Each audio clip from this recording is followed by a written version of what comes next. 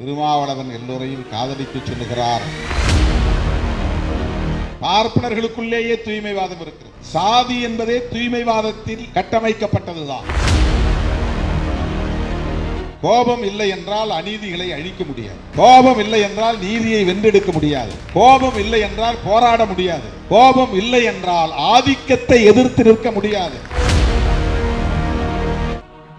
திராவிட இயக்கங்களோடு விடுதலை சிறுத்தைகள் கட்சிக்கு விமர்சனங்கள் இல்லையா என்ற கேள்வி எழலாம். என்னுடைய தொடக்க கால உரைகள் இருந்தால் எடுத்து பாருங்கள்.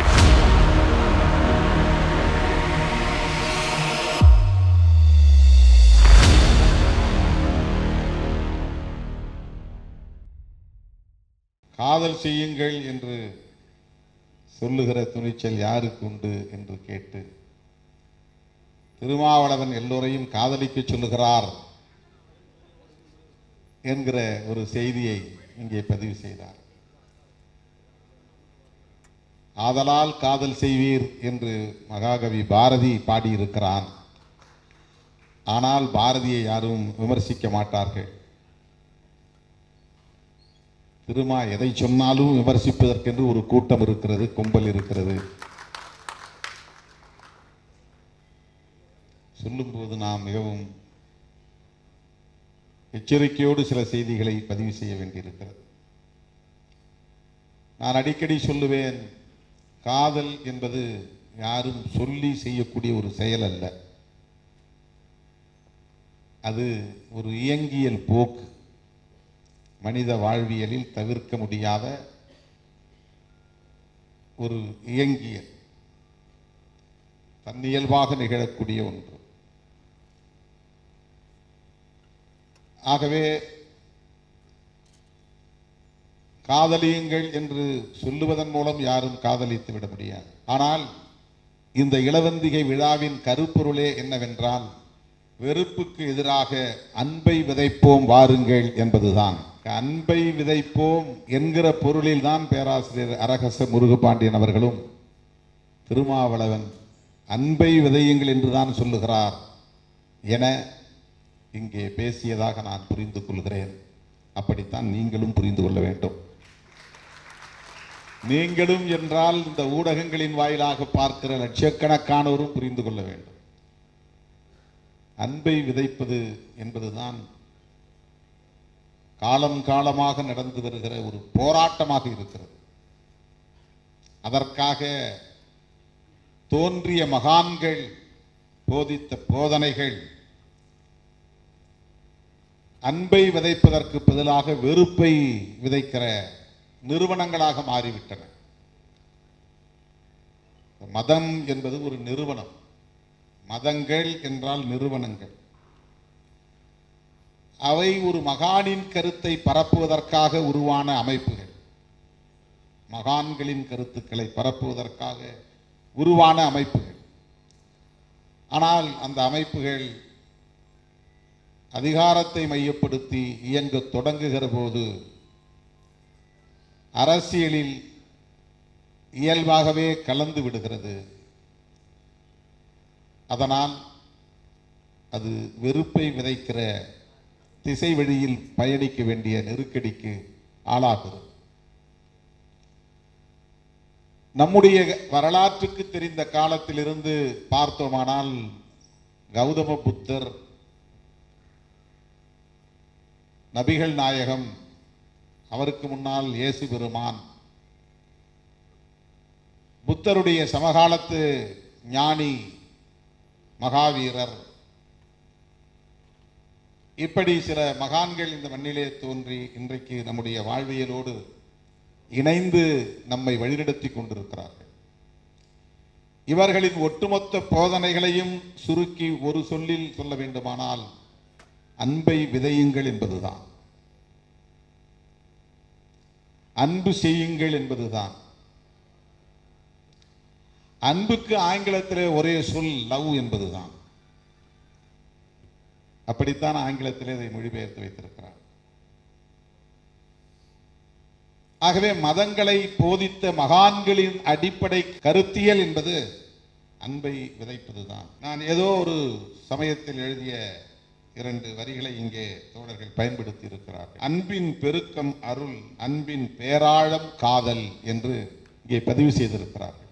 இதில் அன்பு என்கிற ஒரு சொல் இருக்கிறது, அருள் என்கிற ஒரு சொல், காதல் என்கிற ஒரு சொல். இந்த 3 சொற்களும் ஒன்றோடொன்று தொடர்புடைய. அன்பு பன்மடங்காக பெருகுகிறது. அப்படி பன்மடங்காக பெருகிறது என்றால் ஒரு நபர் மீது அல்ல, ஒரு குறிப்பிட்ட குழுவின் மீது அல்ல, சாதி மதம் என்கிற வரம்புகளை எல்லாம் கடந்து பலரையும் நேசிக்கக்கூடிய அந்த உணர்வுக்கு அன்பு. அது பெருகுகிற போது, பலரையும் நேசிக்கிற அன்பாக பெருகுகிற போது அதுதான் அருளாகவும் கருணையாகவும் மாறுகிறது. பிற உயிர்களிடத்திலே நீ காட்டுகிற அன்புக்கு கருணை என்று, எல்லா மாந்தரிடத்திலும் நீ காட்டுகிற அன்பு அருளாக அது பரிணமிக்கிறது. தன் பிள்ளை தன் பெண்டு என்ற வளையத்திற்குள்ளே மட்டுமே காட்டுகிற அன்பு அன்பாகவே சுருங்கி போகிறது. என் மனைவி மீது எனக்கு அன்பு உண்டு, என் பிள்ளைகள் மீது எனக்கு அன்பு உண்டு, என் பெற்றோர் மீது அன்பு உண்டு என்கிற அந்த எல்லை அன்பாக மட்டுமே சுருங்கி நிற்கிறது. உறவுகளை கடந்து, மொழி இன வரம்புகளை கடந்து, மதம் போன்ற எல்லைகளை கடந்து, தேசத்தை கடந்து நாம் பலரின் மீதும் நேசத்தை காட்டுகிற போது அது யார் என்று தெரியாது, ஆனால் அவர்கள் மீது எனக்கு ஒரு ஈடுபாடு ஏற்படுகிறது, அவர்களுக்கு உதவ வேண்டும் என்கிற எண்ணம் மேலோங்குகிறது. அடிபட்டு கிடக்கிறவனை காப்பாற்ற வேண்டும் என்கிற உணர்வு மேலோங்குகிறது. அந்த உணர்வு தான் அருளாக பரிணமிக்கிறது. அது பிற உயிர்களிடத்தில் நாய் அடிபட்டு கிடந்தால் கூட அதை காப்பாற்ற வேண்டும் என்கிற உணர்வு வந்தால் அது கருணையாக பரிணமிக்கிறது. ஆகவே அன்புதான் விரிவடைய, பெருக்கமடைய, அது பரவ பரவ அருளாக கருணையாக பரிணமிக்கிறது என்ற பொருளில் அதை நான் பதிவு செய்கிறேன். ஒன்றின் மீது மிக ஆழமாக நாம் நேசத்தை வளர்த்து கொள்ளுகிற போது, உறுதிப்படுத்துகிற போது, அங்கே அதனை பாதுகாக்கவும் பராமரிக்கவும் அதன் உணர்வுகளை பகிர்ந்து கொள்ளவுமான உறவு பரிணமிக்கிறது. கேரிங் அண்ட் ஷேரிங் என்கிற அந்த ரெஸ்பான்சிபிலிட்டி, அந்த பொறுப்பு மேலோங்குகிறது. எந்த இடத்தில் வெறும் அன்பாக மட்டுமில்லாமல் அந்த அன்பு அவர்களை பாதுகாக்க வேண்டும், அவர்களின் உணர்வுகளை மதிக்க வேண்டும் என்று பரிணாமம் பெறுகிறதோ அந்த இடத்தில் அது காதலாக பரிணமிக்கிறது. இந்த பொருளில் அதை நான் பதிவு செய்திருக்கிறேன். ஆகவே இந்த உணர்வு மாந்த குலத்தில் இயல்பாக உருவாகி வளர்ந்து பரிணமித்து பெருகி கிடக்கிறது. இது யாரும் திட்டமிட்டு உருவாக்கக்கூடியதல்ல. இது மனித குலத்தில் மட்டுமல்ல, பிற உயிரிடத்திலும் இருக்கிறது. ஆணுக்கும் பெண்ணுக்கும் இடையிலே பருவத்தில் எழுகிற ஈர்ப்பு, ஆண் பெண் என்பது இன அடிப்படையில் ஒரு படைப்பு, முரணான படைப்பு. ஆனால் அந்த முரண்களை கடந்து 2 இனத்தவரும் அன்பை பெருக்கிக் கொள்ளுகிற போது அதனால் இனம் வாழ்கிறது. இது உலகம் முழுவதும் எல்லா உயிர்களிடத்திலும் நிலவுகிற ஒரு இயங்கியல் போக்கு. அது ஒரு இயல்பாக நிகழக்கூடிய ஒன்று. ஆனால் அந்த காதலை எதிர்நிலையில் நிறுத்தி அதற்கு எதிரான கருத்தியலை கட்டமைத்து அந்த கருத்தியல் அடிப்படையில் அமைப்பு ரீதியான தாக்குதலை தொடுப்பது, வன்முறைகளை தொடுப்பது என்பது இயல்பான ஒன்று அல்ல, அது கட்டமைக்கப்பட்ட ஒன்று. தூய்மைவாதம் என்பது இந்திய சமூக கட்டமைப்பிலே மிகவும் முக்கியத்துவம் வாய்ந்ததாக இருக்கிறது. அதிலிருந்து உருவானதுதான் தீட்டு என்கிற கருத்தியல். அதிலிருந்து உருவாவதுதான் விலக்கி வைத்தல் என்கிற கருத்தியல். அதிலிருந்து உருவாவதுதான் சாதிய வன்கொடுமைகள், வன்முறை, வெறியாட்டங்கள், ஆணவ கொலைகள், குடிசைகளை எரிக்கும் கொடூரங்கள் என்று பரிணமிக்கிறது. ஆகவே இந்த கருத்தியல் மனித குலத்திற்கு தீங்கானது என்பதால் இதனை நாம் எதிர்க்கிறோம். தூய்மைவாதம் என்பது எவ்வளவு ஆபத்தானது என்பதை நாம் கருத்தியல் அடிப்படையிலே புரிந்து கொள்ள வேண்டும்.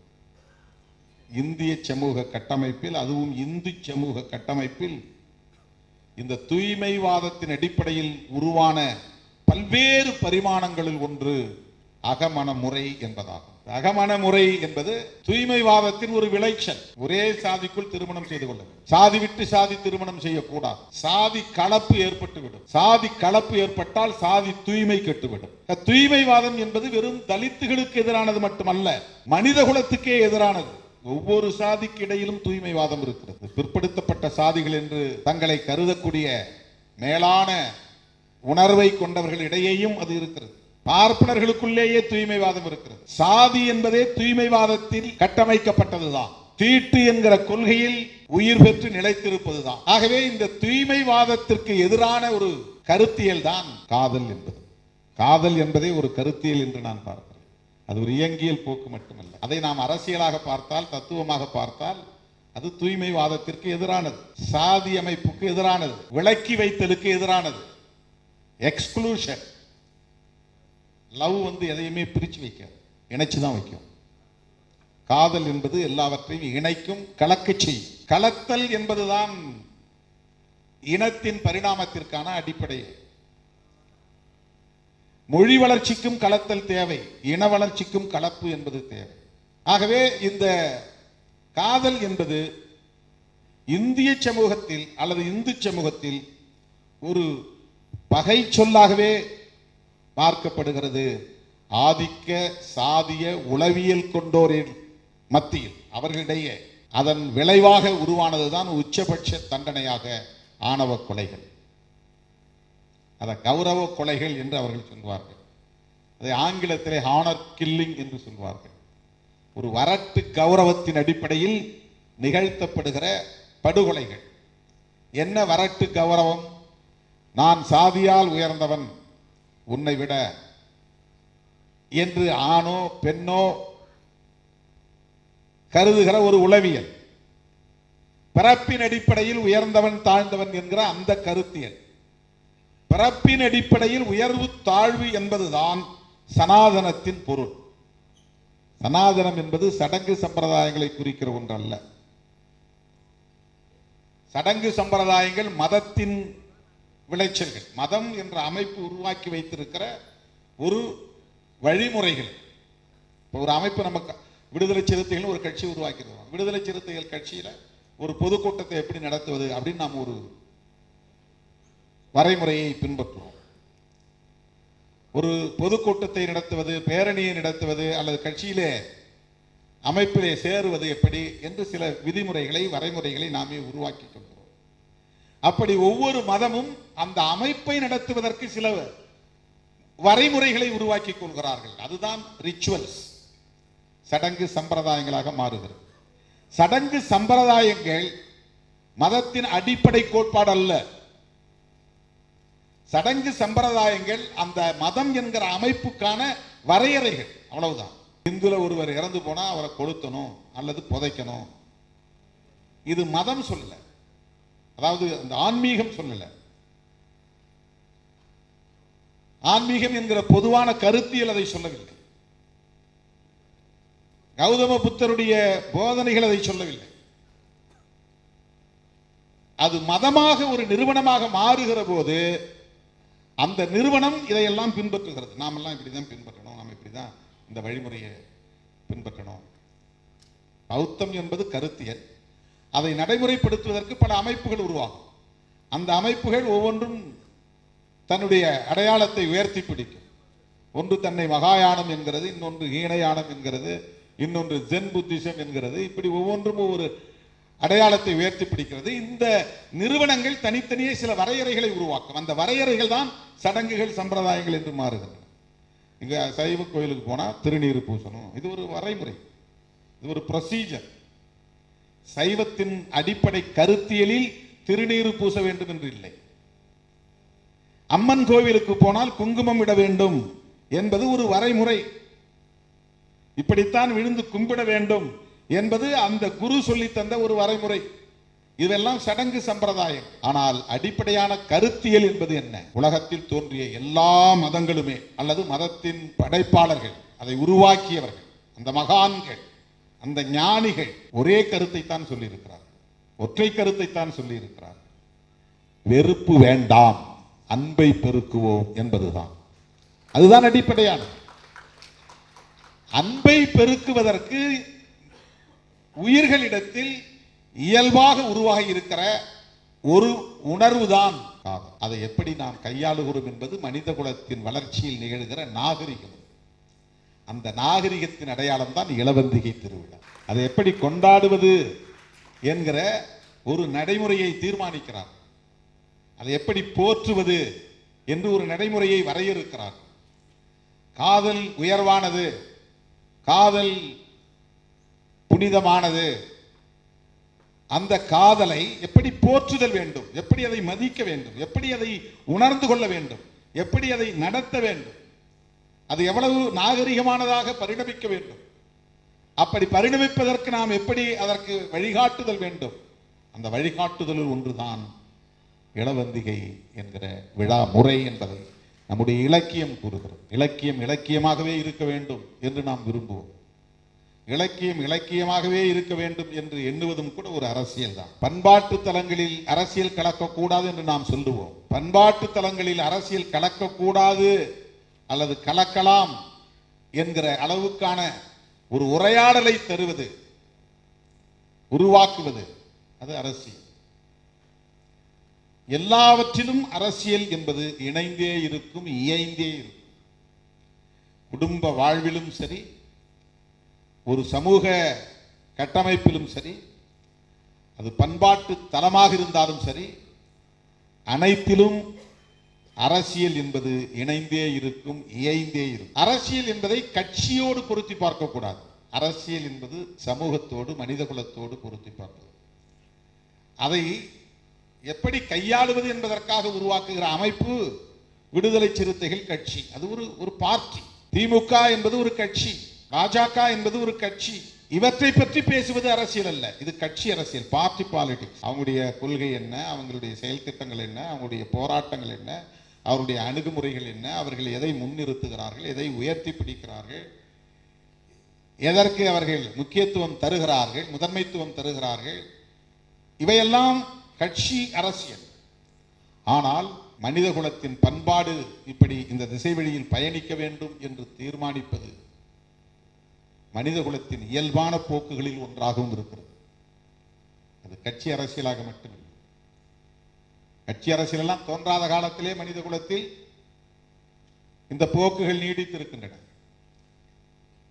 திருமணம் எப்படி செய்து கொள்வது என்பதை எந்த கட்சியும் அவர்களுக்கு வரையறுத்து தரவில்லை, அல்லது அரசும் வரையறுத்து தரவில்லை. அதற்கு முன்னதாகவே அவர்களே அதை உருவாக்கி கொள்கிறார்கள். ஏன் 2 பேரும் சேர்ந்து வாழ்வோம் அப்படின்னு முடிவு பண்றது கூட ஒரு அரசியல் தான். 4 பேரை கூட்டி வச்சு எல்லாரையும் சாட்சியா வச்சு சேர்ந்து வாழ்வோம் அப்படிங்கிறது ஒரு அரசியல் தான். இப்படி வாழ்ந்தா போதாது, ஒரு அடையாளம் வேணும், கழுத்துல ஒரு மஞ்சள் கயிறை கட்டு அப்படின்னு மக்களே முடிவு பண்ணியிருப்பாங்க. இது ஒரு கட்சி முடிவு பண்ணியிருக்காரு, ஒரு அரசாங்கம் முடிவு பண்ணியிருக்காரு, ஒரு தலைவர் முடிவு பண்ணியிருக்க மாட்டார், ஒரு மன்னன் முடிவு பண்ணியிருக்க மாட்டார். இது சமூகமே முடிவு பண்ணியிருக்கு. ஏன் தாலியை கட்டணும், ஒரு மஞ்சள் கயிறை கட்டணும், இதற்கான விடை தேடுகிற போது நமக்கு அது ஒரு அரசியல் என்பதை புரிந்து கொள்ள முடியும். அதுதான் அரசியல். இதை வைத்து தங்களுடைய கருத்தின் அடிப்படையிலே காய்களை நகர்த்துவது கட்சி அரசியல். காதலை நாடக காதல் என்று சொல்லுவது அரசியல், கட்சி அரசியல், நாடக அரசியல். இவ்வாறான சூழலில் இளவந்திகை போன்ற திருவிழாக்களை நாம் நடத்துவது, நீங்கள் டிஷர்ட் போட்டுக் கொள்ளுங்கள், கூலிங் கிளாஸ் அணிந்து கொள்ளுங்கள், ஜீன்ஸ் பேண்ட் போட்டுக் கொள்ளுங்கள் என்று பரப்புகிற அவதூறுகளை போன்றது அல்ல. அது எவ்வளவு அயோக்கியத்தனமான ஒரு விமர்சனம். அது பெற்ற பிள்ளைகளையே கொச்சைப்படுத்துகிற ஒரு விமர்சனம். அது ஒருத்தன் டிஷர்ட் போட்டு வந்து நின்னானா உடனே பெண் பிள்ளைகள் அவனை பார்த்து பின்னால் போய்விடும் என்பதை போன்ற ஒரு தோற்றத்தை உருவாக்குகிறார். எல்லாம் ஜீன்ஸ் போட்டு வந்து நிற்கிறான், டிஷர்ட் போட்டு நிற்கிறான், கூலிங் கிளாஸ் போட்டு நிற்கிறான் அப்படின்னுட்டா பிள்ளைங்க போயிடுவாங்களா? யாரையோ அவமானப்படுத்துவதாக எண்ணிக்கொண்டு தம் வீட்டு பெண் பிள்ளைகளை அவமதிக்கும் ஒரு விமர்சனம். அதுதான் அரசியல், அதுதான் நாடக அரசியல். இதைத்தான் நாம் சுட்டி காட்டுகிறோம். இப்படி சுட்டி காட்டுவதனால் நம் மீது அவர்களுக்கு எரிச்சல் வருது. தமிழகத்தில் எத்தனையோ காதல் திருமணங்கள் நடந்திருக்கின்றன, சாதி விட்டு சாதி, சாதி மறுப்பு திருமணங்கள் நடந்திருக்கின்றன. இவற்றை முறையாக செய்கிற அமைப்புகள் நிறைய உள்ளன. பெரியார் இயக்கங்கள் இருக்கின்றன, மார்க்சிய இயக்கங்கள் இருக்கின்றன. விடுதலை சிறுத்தைகள் ஒருபோதும் அப்படி செய்ததே இல்லை. ஆனால் அந்த சாதி மறுப்பு திருமணங்களை செய்வதற்கு சட்டமுறைப்படி செய்வதற்கு, பாதுகாப்பை வழங்குவதற்கு, அவர்களுக்கு வழிகாட்டுவதற்கென்று இயங்கக்கூடிய அமைப்புகளின் மீது அவர்கள் விமர்சனம் வைக்கவில்லை. விடுதலை சிறுத்தைகளின் மீது விமர்சனங்களை வைத்தார், கடுமையான விமர்சனங்களை வைத்தார். அதன் அடிப்படையிலே தமிழ்நாடு முழுவதும் அவதூறு பரப்புரைகள் மேற்கொள்ளப்பட்டன. தருமபுரியிலே நாயக்கன் கொட்டாய், இந்த நத்தம் போன்ற கிராமங்கள் சூறையாடப்பட்டது, கொளுத்தப்பட்டது இந்த பரப்புரைகளின் விளைவாகத்தான். எந்த குற்றமும் இழைக்காமல், காதல் கூட செய்யாமல் கொடூரமாக கொல்லப்பட்டான் கோகுல்ராஜ். அவன் உயிரோடு இருக்கும் போதே அவன் நாவை அறுத்து, அவன் கழுத்தை அறுத்து, அவனை கொடூரமாக கொலை செய்து கொண்டு போய் ரயில் தண்டவாளத்திலே வீசிய கொடூரம் சாதி தூய்மைவாதத்தின் உச்ச பரிணாமம், தீட்டு கொள்கையின் ஒரு தீய விளைச்சல். ஆகவேதான் சமத்துவம் வேண்டும் என்கிற ஒரு கருத்தியலை உயர்த்தி பிடித்தார் கௌதம புத்தர். பௌத்தம் என்பது என்ன? அது ஒரு சமத்துவ கோட்பாடு, அவ்வளவுதான். அதுல கோவில் கிடையாது, விக்கிரகம் கிடையாது, வழிபாட்டு முறைகள் கிடையாது, சடங்கு சம்பிரதாயங்கள் கிடையாது. அது எதையுமே கௌதம புத்தர் போதிக்கவில்லை. மனித குலத்தில் சமத்துவம் வேண்டும், சமத்துவம் வேண்டுமானால் சகோதரத்துவம் வேண்டும், சகோதரத்துவம் வேண்டுமானால் சுதந்திரம் வேண்டும். சுதந்திரம், சகோதரத்துவம், சமத்துவம். சுதந்திரம், சமத்துவம், சகோதரத்துவம், இதுதான் பௌத்தம். இதை பரப்புவதற்கு உருவான அமைப்புகள் மதங்களாக மாறிவிட்டன. அந்த மதங்கள் கௌதம புத்தரையே கடவுளாக்கிவிட்டன. கௌதம புத்தர் கடவுள் கிடையாது. மனிதராய் பிறந்தார், 80 வயது வரையில் வாழ்ந்தார், நம்மை போல் சராசரியாக உண்டார், படுத்தார், உறங்கினார், நோயுற்று காலமாக. ஆனால் மனித வாழ்வியலை உணர்ந்து அந்த வாழ்வியலை மனித குலத்துக்கே போதனைகளாக வழங்கினார், அவ்வளவுதான். எனதருமை தோழர்களே, இவற்றையெல்லாம் நாம் முன்னிறுத்துகிற போது நம்மை பலரும் சீண்டுவார்கள், தூண்டுவார்கள். கோபநயினார் என்று நாம் ஒரு நகைச்சுவைக்காக சொன்னோம். கோபம் எல்லோருக்கும் வேண்டும், எப்போதும் வேண்டும். அது நீர்த்து போகக்கூடாது. கோபம் இல்லை என்றால் அநீதிகளை அழிக்க முடியாது. கோபம் இல்லை என்றால் நீதியை வென்றெடுக்க முடியாது. கோபம் இல்லை என்றால் போராட முடியாது. கோபம் இல்லை என்றால் ஆதிக்கத்தை எதிர்த்து நிற்க முடியாது.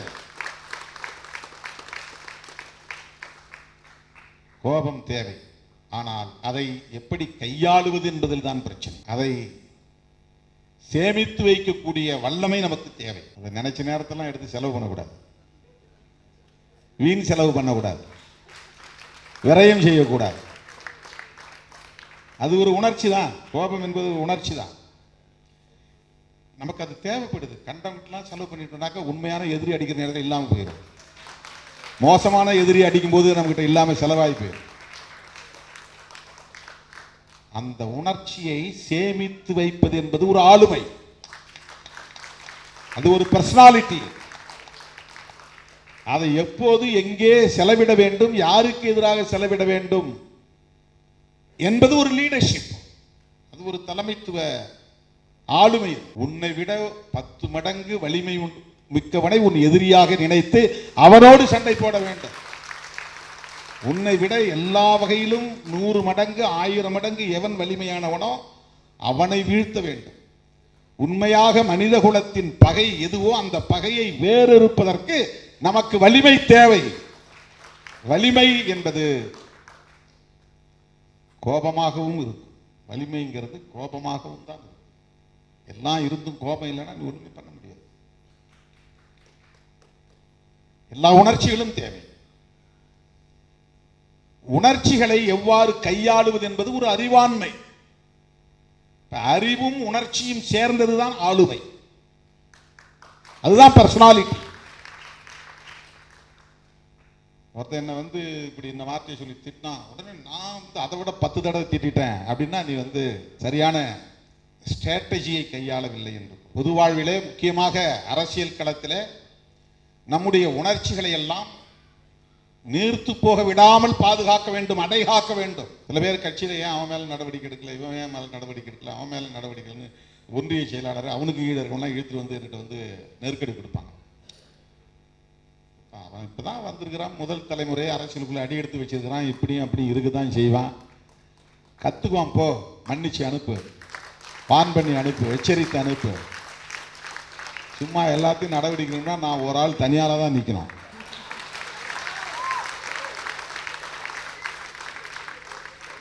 நான் உணர்ச்சியை உடனே கோபத்தை காட்டி யார் பார் நான் தலைவர், என் கீழே தான் நீ அப்படின்னு நான் வந்து பொதுச் செயலாளரை நீக்கிறேன், துணை பொதுச் செயலாளரை நீக்கிறேன் அப்படின்னு எல்லாரையும் நீக்கிறதுக்கு நிறைய கிரவுண்ட்ஸ் இருக்குது. யார் மேலேயும் நடவடிக்கை எடுக்கலாம். ஒவ்வொருத்தர் மேலும் நடவடிக்கை எடுக்கிறதுக்கு நிறைய கிரவுண்ட்ஸ் இருக்கு, ஆதாரங்கள் இருக்கு. இவர் மேல நடவடிக்கை எடுக்கணுமா, இப்பவே நாங்கள் நடவடிக்கை எடுக்கணும். அவர் மேல நடவடிக்கை எடுக்கணுமா, அதுக்கு நிறைய ஆதாரங்கள் இருக்கு. ஆனா எல்லாவற்றையும் நான் பொறுத்துக் கொள்கிறேன். இவ்வளவு பேரையும் சேர்த்து அழைச்சு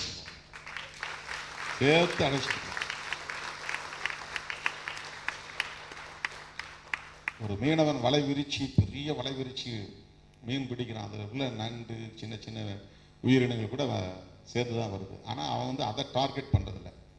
பெரிய வகையான மீன்கள் கிடைக்கும் தான் டார்கெட் பண்ணுறான். மற்ற எல்லாத்தையும் அழைச்சிட்டு வரான்.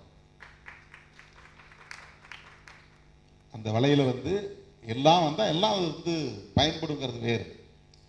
அப்படி எல்லாத்தையும் ஃபில்டர் பண்ண முடியாது. அங்கேயே அவ்வளவையும் ஃபில்டர் பண்ணுறது மாதிரி வலை இருக்குது. சின்ன சின்ன மீன்கள் போகிறது, அதுலேயும் அதையும் தாண்டி சிக்கிறதெல்லாம் இருக்குது. இப்போ அரசியல் வாழ்க்கையில் ஒன்றிய செயலாளர்கள் தப்பு பண்ணுறாங்களா? தப்பு பண்ணுறாங்க. ஏன் தப்பு பண்ணுறாங்க? என்ன இன்டென்ஷனோட பண்ணுறாங்களா? இன்டென்ஷன் கிடையாது. யாருக்கும் அப்படி கிரிமினல் இன்டென்ஷனும் கிடையாது. அது அந்த மாதிரி செய்கிறவன் இருக்கிறான். அதாவது இந்த தலைமையை பயன்படுத்துறது, கட்சியை பயன்படுத்துறது, அது இந்த அதிகாரத்தை பயன்படுத்துறது, அதன் மூலமாக தப்பு செய்யறதுக்குன்னு சில பேர் வரான். அது ரொம்ப ரொம்ப ரொம்ப நெக்லிஜிபிள் பர்சன்டேஜ் தான். 1%, 1.5%, 2% தான் இருக்கும். செய்ய தெரியாமல் செஞ்சு ஈகோவோட சண்டை போட்டுக்கிறது, பேச தெரியாமல் பேசுறது, என்னை சீண்டிட்டியா நான் பார் யார் அப்படின்னு காட்டுறது. இது கொள்கை அடிப்படையில் வர்ற சண்டை இல்லை. இந்த இடங்களில் கோபத்தை நாம் எப்படி செலவிடுவது என்பது முக்கியமானது. இது நான் வந்து கோபி நயினாருக்காக பேசலை. அவர் அதை புரிஞ்சுவார். அவர் வந்து முதிர்ச்சியானவர். முதிர்ச்சியானவர். உணர்ச்சி எப்போது கட்டுக்குள் இருக்கும் என்றால் முதிர்ச்சி அடைகிற போதுதான். உணர்ச்சியை கட்டுப்படுத்துகிற வலிமை வந்து விட்டால் முதிர்ச்சி அடைந்து விட்டோம் என்று பொருள். அந்த முதிர்ச்சி தான் ரொம்ப முக்கியமானது. நம்ம எளியவர்கள் மீது கோபத்தை காட்டக்கூடாது, உதிரிகள் மீது கோபத்தை காட்டக்கூடாது. இந்த கட்டமைப்பு வலிமையாக இருப்பதற்கு இன்னொரு கட்டமைப்பு காரணமாக இருக்கிறது அல்லவா? இந்த கருத்தியலுக்கு எதிரான இன்னொரு கருத்தியல் இருக்கிறது அல்லவா? அதை எதிர்த்து போரிடுவதற்கு நமக்கு மிகப்பெரிய பலம் தேவை. அதனால்தான் அமைப்பாய் திரள்வோம்னு 20-25 வருஷத்துக்கு பிறகு எனக்கு ஏற்பட்ட அந்த உந்துதலால நான் எழுத ஆரம்பிச்சேன். நான் ஒரு எழுத்தாளர் கிடையாது. கட்சியில் இருக்கிறவங்களுக்கு எதையாவது சொல்லணும்னு எனக்கு தோணுச்சு. அதை இன்னும் நான் கம்ப்ளீட் பண்ணவே இல்லை. கொஞ்சம் தூரம் எழுதினேன், கழுத்து வலி வந்துச்சு. அதனால் அப்படி நிறுத்தினேன், அப்படியே நின்று போச்சு. அதை கம்ப்ளீட் பண்ணவே இல்லை. ஒரு 50 கட்டுரை என்னதான் எழுதினேன். அந்த மாதிரி 500 கட்டுரைகள் எழுத முடியும் என்னால். அவ்வளவு பிரச்சனைகள் இருக்கு. இவை அனைத்தையும் நான் களத்தில் உள்வாங்கிய, எதுவுமே நான் புத்தகத்தை படித்து அதிலிருந்து சில கருத்துக்களை புரிந்து கொண்டு மேற்கோள் காட்டி நான் எழுதியிருக்கேன். என்னுடைய எழுத்துக்களில் எங்கேயுமே மேற்கோள்களே இருக்காது. பாரதி சொன்னார், அம்பேத்கர் சொன்னார், பெரியார் சொன்னார் அப்படின்னு ஒரு இடத்த கூட நான் மேடையிலும் பேசுனதில்லை, எழுதுனதும் கிடையாது. நான் களத்தில் சந்தித்தவற்றை அப்படியே பதிவு செய்திருக்கிறேன். என்ன உணர்ந்தேனோ அந்த உணர்வுகளை அப்படியே பதிவு செய்திருக்கிறேன். உடன் இருக்கிற தோழர்களின் எதிர்வினைகள் என்ன என்பதை புரிந்து அவர்களுக்கு என்ன தேவை என்பதை உணர்ந்து அந்த அடிப்படையில் எழுதியிருக்கிறேன். அதனுடைய பொருள் என்னென்றால், இதை என்னுடைய புத்தகத்தை பற்றி இங்கே அறிமுகம் செய்யணுங்கிறதுக்காக சொல்லலை. அமைப்பாய் திரள்வோம் என்பது மிக முக்கியமான ஒன்றாக நான் பார்க்கிறேன். ஒரே நேரத்தில் வந்து 7-8 இடத்துல நிகழ்ச்சி போட்டுருவாங்க. காலையில் 10 மணிக்கு இவனும் கல்யாணம், காலையில் 10 மணிக்கு அவனும் கல்யாணம், காலையில் 10 மணிக்கு இன்னொருத்த வீட்டில் காதலி விழா. ஒரே நேரத்தில் இது 30 கிலோமீட்டருக்கு அந்த பக்கம் இருக்கும், அது 20 கிலோமீட்டருக்கு அந்த பக்கம் இருக்கும், இன்னொருத்த 40 கிலோமீட்டருக்கு அந்த பக்கம் இருக்கும். இவன் எல்லாம் ஒரே நேரத்தில் 10 மணிக்கு வரணும்பா. நான் ஒருத்தனுக்கு தான் தேதி கொடுத்துருப்பேன். ஆனால் 35-40 நிகழ்ச்சி எல்லாம் ஒரே நேரத்தில் போட்டு காத்துக்கிட்டு இருப்பான். ஜனங்களை கூட்டி உட்கார வச்சுக்கிட்டு இருப்பான். இந்த வந்துடுவார், இந்த வந்துடுவார். எப்படி மனுஷன் போக முடியும்? இன்றைக்கி அதான் பாருங்க, 6 மணிக்கு அங்கேயே நிகழ்ச்சி, 6 மணிக்கு இங்கேயே நிகழ்ச்சி. நான் எப்படி ஏதாவது ஒன்று அட்டன் பண்ணி தான் இன்னொன்று வர முடியும்? நாளைக்கு வெளிச்சம் கலைக்குழு சார்பிலையும் நிகழ்ச்சி இருக்குது, இன்னொரு மாநாடு இருக்கு. அது எல்லாமே 5 மணி 6 மணிக்கு. இங்கேயாவது சென்னைக்குள்ள அட்ஜஸ்ட் பண்ணி போயிடலாம். சில நேரங்களில் திருவனந்தபுரத்திலையும் கொடுத்துருப்பாங்க, அப்படியே கன்னியாகுமரியிலும் கொடுத்துருப்பாங்க ஒரே நேரத்தில் தேதி. இவையெல்லாம் ஏன் நிகழ்கிறது என்றால், நாம் எல்லாம் ஒரே அமைப்புக்குள் இணங்கி கலந்து கருத்துக்களை பகிர்ந்து கொண்டு ஒரு செயல் திட்டத்தை வரையறுப்பதற்கு கூட இன்னும் பக்குவப்படாமல் இருக்கிறோம். அமைப்பாய் திரளாமல் எந்த ஆதிக்கத்தையும் வீழ்த்த முடியாது என்பதில் நான் உறுதியாக இருக்கிறேன். அமைப்பாய் திரள்வது என்றால் இதுதான் அடிப்படை. சரி, விழுப்புரம் மாவட்டத்துக்கு திருமாவளவன் ஒரு நிகழ்ச்சிக்கு வர்றார் அப்படின்னா அந்த நிகழ்ச்சிக்கு வரது முன்னாடி எவ்வளவு தூரத்திலிருந்து பயணப்பட்டு வரார், அது எவ்வளவு தூரம், அதுக்கு எவ்வளவு நேரம் எடுத்துக்கும், ஒப்புக்கொண்ட நிகழ்ச்சியில் எத்தனை, அதை முடிச்சுட்டு அதுக்கப்புறம் அவர் எங்கே போகிறார், இரவு எங்கே தங்குகிறார், இது எல்லாத்தையும் கணக்கில் எடுத்துக்கிட்டு அதுக்கு தகுந்த மாதிரி நிகழ்ச்சியில் ஒருங்கிணைத்து ஒவ்வொரு நிகழ்ச்சிக்கும் ஒரு 5 நிமிஷம் 10 நிமிஷம் காலதாமத இடைவெளி இருந்தால் பரவாயில்லைங்கிற அளவுக்கு அதை ஒருமுகப்படுத்தணும். இதை ஒருமுகப்படுத்துவது எப்படி முடியும், ஒழுங்குபடுத்துவது எப்படி முடியும்? ஒரு அமைப்பாய் நாம் திரளுகிற போதுதான். அமைப்பாய் திரளவில்லை என்றால் எங்க ஊருக்கு வராரா அங்கிருந்து பக்கம்தான் இங்க வாங்க, இந்த ஊருக்கு போறாரா இங்கிருந்து பக்கம்தான் இன்னொரு 10 கிலோமீட்டர் வாங்க, அங்க போறா அது மெயின் நிகழ்ச்சி போயிடும். எந்த நிகழ்ச்சிக்கு போகணுமோ அதை விட்டுருவாங்க. இது ஒரு உதாரணத்துக்காக நான் சொல்றேன். கொள்கை எதிரிகளை எதிர்கொள்ளுகிற போதும் கூட நாம் இப்படி அங்கும் இங்கும் சண்டை போட்டுக் கொண்டிருக்க கூடாது. ஏன் திராவிடர் கழகத்தோடு நாம் நட்பு பாராட்டுறோம், ஏன் திராவிட முன்னேற்ற கழகத்தோடு நாம் கைகோர்த்து நிற்கிறோம், ஏன் இடதுசாரிகளோடு நாம் உறவாடுகிறோம், இவர்களோடெல்லாம் நமக்கு முரண்பாடுகள் இல்லையா, இந்த ஆட்சியின் மீது நமக்கு விமர்சனங்கள் இல்லையா, அரசின் மீது நமக்கு குறைகள் இல்லையா, குறைபாடுகள் இல்லையா, அவர்களோடு நாம் தொடர்ந்து நட்புறவு பாராட்டுகிறோம் என்றால் சமரசமாகிவிட்டோம் என்று பொருளா? சமரசத்திற்கும் நட்பின் அடிப்படையிலான நெகிழ்வுத்தன்மைக்கும் வேறுபாடு இல்லையா? உண்மையான பொது எதிரியை வீழ்த்துவதற்காக அதை நோக்கிய பயணத்தில் நட்பு சக்திகளோடு இணங்கி இயங்க வேண்டும் என்பது ஒரு தேவை இல்லையா? இதை புரிந்து கொள்வதுதான் அரசியல். இதை புரிந்து கொள்வதுதான் அரசியல். திராவிட இயக்கங்களோடு விடுதலை சிறுத்தைகள் கட்சிக்கு விமர்சனங்கள் இல்லையா என்ற கேள்வி எழலாம். என்னுடைய தொடக்க கால உரைகள் இருந்தால் எடுத்து பாருங்கள். தொடக்க காலங்களில் நான் பேசிய பேச்சுகள் கிடைத்தால் எடுத்து கேட்டு பாருங்கள். இன்றைக்கு பேசுறவன் எவனும் என் மாதிரி பேசியிருக்க முடியாது. அரசியல் ஆதாயத்திற்காக இன்றைக்கு அவன் வாயை விட்டுக்கிட்டு இருக்கிறான். நான் கருத்தியல் அடிப்படையில் விமர்சனம் செய்தேன், முரண்பட்டு இருக்கிறேன். பனகல் பூங்கா அருகே நான் ஒரு உண்ணாநிலை அறப்போராட்டத்தில் பேசியதை கேட்டுவிட்டு கலைஞர் முரசொலியிலே என்னை புதிய மகாத்மா என்ற பெயரிலே விமர்சித்து ஒரு கட்டுரை எழுதியிருக்கேன். நான் உண்ணாவிரத போராட்டத்தில் நான் அரசை விமர்சித்து பேசுகிறேன். அதனால் அவர் ஆத்திரப்பட்டு என்னை விமர்சித்து ஒரு பதிவு போட்டிருந்தார் முரசொலி.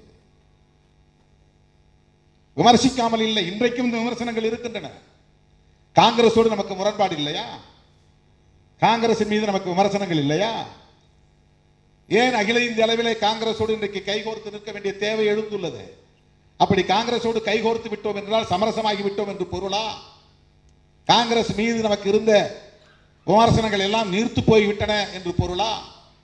இல்லை. தேசிய அளவில் இன்றைக்கு அனைத்து மக்களுக்குமான ஒரு பொது பகை கோலோச்சுகிறது. அவற்றை அந்த பகையை அம்பலப்படுத்த வேண்டியதும் அந்த பகையை வீழ்த்த வேண்டியதும் முதன்மை முரண்பாடாக வந்து நிற்கிறது. எண்ணற்ற முரண்பாடுகள் இருக்கலாம், அதில் எது பிரைமரி, எது முதன்மை முரண்பாடு, அதை முன்னிறுத்துவதில் தான் பிரச்சனைகள். நமக்கு இடையில முரண்பாடு. திராவிடர் கழகத்தில் எவனோ ஒருத்தன் சமூக வலைத்தளத்தில் எழுதுறான்னா அதுக்காக ஐயா ஆசிரியர் வீரமணி அவர்கள் கொடுத்த விருதை திருப்பி தரக்கூடாது. கோபி நயனார் அப்படி சொன்னதை திரும்ப பெற்றுக்கொள்ள வேண்டும். அது திராவிடர் கழகம் செய்திருக்கிற சிறப்பு, அது உங்களுடைய உழைப்புக்கு தந்திருக்கிற மரியாதை. அது வேற நேரத்தில் தரப்பட்ட ஒன்று, வேற பொருளில் தரப்பட்ட ஒன்று, வேறு பரிமாணத்தில் வழங்கப்பட்ட ஒன்று. எவனோ இன்னைக்கு எழுதுறாங்கிறதுக்காக அதுக்காகலாம் வந்து திமுகவில் இருக்கிறவன் நம்மளை விமர்சிக்காமல் இருக்கிறானா? இன்னைக்கு நான் இப்போ பேசிக்கிட்டே இருப்பேன், கீழே எவனா எழுதிட்டு இருப்பான், அவனை வேணா எழுதும். அது அவனுக்கு அவனுடைய பிறப்பு அடிப்படையில் அவனுக்கு ஊட்டப்பட்டு இருக்கிற காழ்ப்பு. அவன் அந்த கட்சியில் இருக்கிறான்றதுனால உடனே நம்மளை ஆதரிப்பான்லாம் அர்த்தம் கிடையாது. திராவிட கழகத்தில் இருக்கிறவன் எல்லாமே ஆசிரியர் வீரமணி அவர்களைப் போல முதிர்ச்சியாக அணுகுவான் என்று எப்படி நீங்கள் எதிர்பார்க்கிறீர்கள்? அப்படி இருக்க முடியாது, வாய்ப்பில்லை. நம்ம கட்சியை சார்ந்த ஒரு போராளி என்பதால் இதையெல்லாம் வெளிப்படையாக பேசுகிறேன். கோபி அவர்கள் சொன்னதை திரும்ப பெற்றுக்கொள்ள வேண்டும். அந்த அந்த விருதினை திரும்ப தருவேன் என்று சொல்லுவது எந்த வகையிலும் ஏற்புடையதல்ல. எனது அருமை தோழர்களே, நான் சுருக்கமாக முடிக்கிறேன் என்று சொல்லி நெடுநேரம் எடுத்துக்கொண்டேன், பொறுத்தருள வேண்டும். இங்கே வந்திருக்கிற ஆளுமைகள் ஒவ்வொருவரும் ஒவ்வொரு தளத்தில் சாதனை படைத்த மகத்தான ஆளுமைகள். சிறந்த கவிதை நூல், அதற்காக கவிஞர் அவனிகா ஸ்ரீராம். இதை யாழநாதி ஒரு ஆளா முடிவு செய்யல, அல்லது வெண்ணிலவன் போன்ற பொறுப்பாளர்கள் உட்கார்ந்து முடிவு செய்யல. இதை முடிவு செய்வதற்கென்று ஒவ்வொரு ஆண்டும் ஒரு பேனல், ஒரு குழு போடுறாங்க. அந்த குழுவில் இடம்பெறுகிறவர்கள் தான் இந்த விருது பெறும் சான்றோரை தேர்ந்தெடுக்கிறார்கள். ஏற்கனவே பல விருதுகளை பெற்ற ஆற்றலாளர்கள் வெவ்வேறு தளங்களில், வெவ்வேறு காலங்களில், வெவ்வேறு ஆளுமைகளிடம் விருதுகளை பெற்ற சான்றோர் பெருமக்கள். ஒவ்வொருவரை பற்றியும் தனித்தனியே நாம் பேசத் தொடங்கினால் மணிக்கணக்கிலே நீளும். தோழரா பெரிய ராமசாமி அவர்களோடு நான் உட்கார்ந்து பேசிக் கொண்டிருந்தேன். விடுதலை சிறுத்தைகளை பற்றி அவர் எழுதிய கட்டுரைகளை பற்றி எல்லாம் எனக்கு நினைவுபடுத்தினார். அதையே தொகுத்து ஒரு நூலாக போடலாம் என்கிற அளவுக்கு அவர் நம்மை உற்று கவனித்துக் கொண்டிருக்கிறார், தொடர்ந்து எழுதி கொண்டிருக்கிறார், நம்மை ஊக்கப்படுத்தி கொண்டிருக்கிறார் என்பதை எண்ணுகிற போது எனக்கு பல மடங்கு ஊக்கம் பெருகுகிறது. அறிவார்ந்த தளத்தில் இன்றைக்கு பணியாற்றி கொண்டிருக்கிற இத்தகைய ஆளுமைகள் எல்லா வரம்புகளையும் கடந்து விடுதலை சிறுத்தைகளை அங்கீகரித்ததன் விளைவுதான் இன்றைக்கு விடுதலை சிறுத்தைகள் கட்சிக்கு பானை சின்னம் கிடைத்திருக்கிறது. இது சாதாரணமான ஒரு சாதனை அல்ல, மிக இலகுவாக கிடைத்துவிட்ட ஒன்று அல்ல.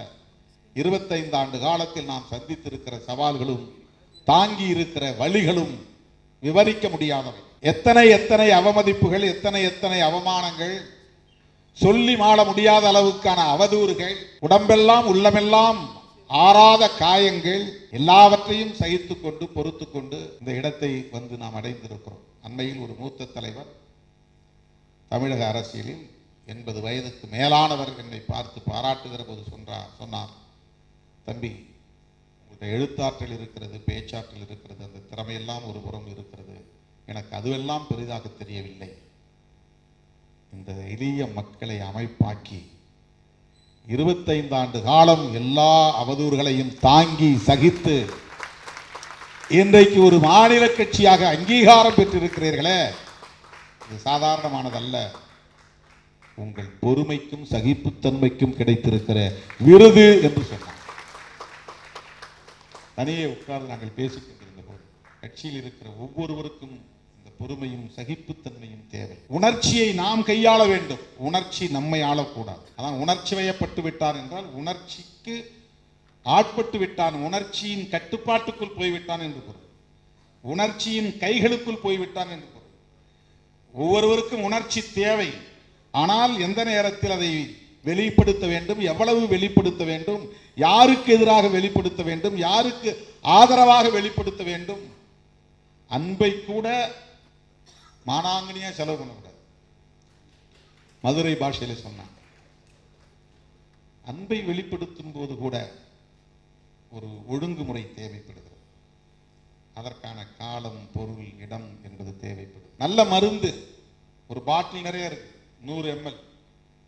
அதை எப்படி நரம்புல கொண்டு போய் ஏற்றுறது? நரம்பு வழியாக தான் போடணும். இந்த பாட்டில் நிறைய 100 ml இருக்கிறத ஒரு சிரிஞ்சுக்குள்ளே கொண்டு வந்து 2 ml எடுக்கிறோம்.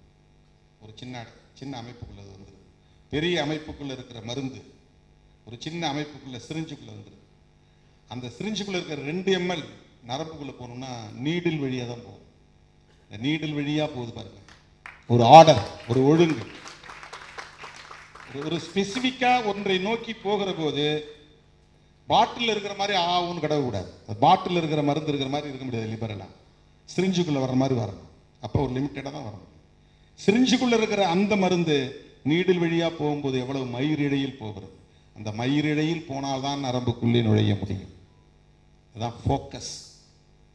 ஒரு குறிப்பான ஒரு இலக்கின் மீது ஒன்றை நிகழ்த்துகிற போது இப்படித்தான் ஒழுங்குபடுத்தி செல்ல வேண்டிய தேவை இருக்கிறது. இந்த ஒழுங்கு தான் டிசிப்ளின் என்பதை விட ஆர்டர் என்பது இந்த இடத்திலே புரிந்து கொள்ள வேண்டிய ஒரு ஒழுங்குமுறை. அதுதான் அமைப்பு தேவை. பாட்டில் என்பது ஒரு அமைப்பு, சிரிஞ்சி என்பது ஒரு அமைப்பு, நீடில் என்பது ஒரு அமைப்பு. அது இருந்ததால் தான் அந்த மருந்தை நம் நரம்பு வழியை அனுப்ப முடிந்தது, நோயை குணப்படுத்த முடியும். அதை போல பாட்டில் இருக்கிற ஆத்திரம், கோபம் சிரிஞ்சுக்குள்ளே வருகிற போது ஒரு கட்டுக்குள்ளே இருக்க வேண்டும். கட்டுக்குள்ளே இருக்கிற அந்த கோபம் நீடில் வழியே போக வேண்டும். அதுதான் மிக முக்கியமானது. அரசியலில் இவையெல்லாம் நாம் அறிந்து கொள்வது ஒவ்வொரு பண்பாட்டு தளத்திலும் சமூக தளத்திலும் கற்றுக்கொள்வதன் மூலம்தான் அது முடியும். அவற்றை கற்றுக்கொண்டு அதிலே தேர்ச்சி பெற்றவர்கள் இங்கே சான்றோர்களாக, சான்றோர் என்றால் எடுத்துக்காட்டானவர்கள். சான்றுன்னா என்ன? எடுத்துக்காட்டுன்னு அர்த்தம். சான்றோர்னா எடுத்துக்காட்டானவர்கள். சிறுகதை எழுதுவதில் இவர் சான்று, சான்றோர். ஒரு ஆப்ஜெக்ட் அதை சான்றுன்னு சொல்றோம், எவிடன்ஸ் சொல்றோம். அது மனிதனா இருந்தா சான்றோர் சொல்றோம், அவ்வளவுதான்.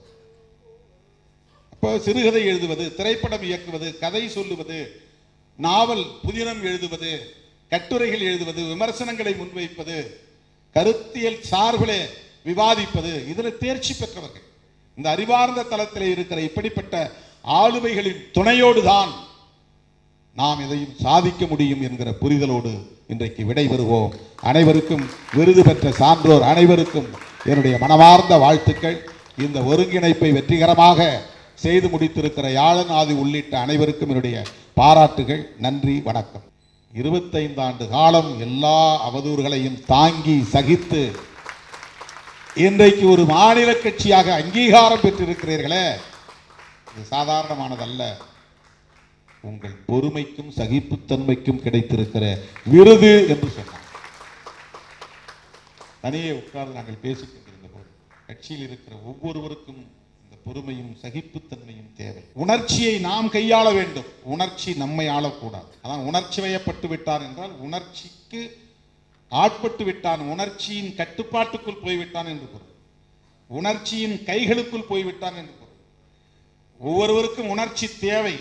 ஆனால் எந்த நேரத்தில் அதை வெளிப்படுத்த வேண்டும், எவ்வளவு வெளிப்படுத்த வேண்டும், யாருக்கு எதிராக வெளிப்படுத்த வேண்டும், யாருக்கு ஆதரவாக வெளிப்படுத்த வேண்டும்.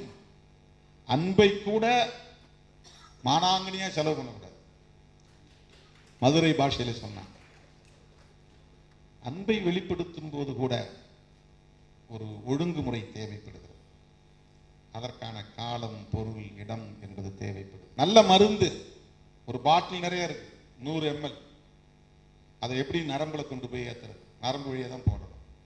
இந்த பாட்டில் நிறைய 100 ml இருக்கிறத ஒரு சிரிஞ்சுக்குள்ளே கொண்டு வந்து 2 ml எடுக்கிறோம். ஒரு சின்ன அமைப்புக்குள்ளே வந்துடுது. பெரிய அமைப்புக்குள்ளே இருக்கிற மருந்து ஒரு சின்ன அமைப்புக்குள்ளே சிரிஞ்சுக்குள்ளே வந்துடுது. அந்த சிரிஞ்சுக்குள்ளே இருக்கிற 2 ml நரம்புக்குள்ளே போகணும்னா நீடில் வழியாக தான் போகும். இந்த நீடில் வழியாக போகுது பாருங்க. ஒரு ஆர்டர், ஒரு ஒழுங்கு. ஒரு ஸ்பெசிபிக்கா ஒன்றை நோக்கி போகிற போது பாட்டில் இருக்கிற மாதிரி ஆகும்னு கடவு கூடாது. பாட்டில் இருக்கிற மருந்து இருக்கிற மாதிரி இருக்க முடியாது. லிபரலா சிரிஞ்சுக்குள்ள வர்ற மாதிரி வரணும். அப்போ ஒரு லிமிட்டடா தான் வரணும். சிரிஞ்சுக்குள்ள இருக்கிற அந்த மருந்து நீடில் வழியா போகும்போது எவ்வளவு மயிரிழையில் போகிறது. அந்த மயிரிழையில் போனால்தான் நரம்புக்குள்ளே நுழைய முடியும். அதுதான் ஃபோக்கஸ்.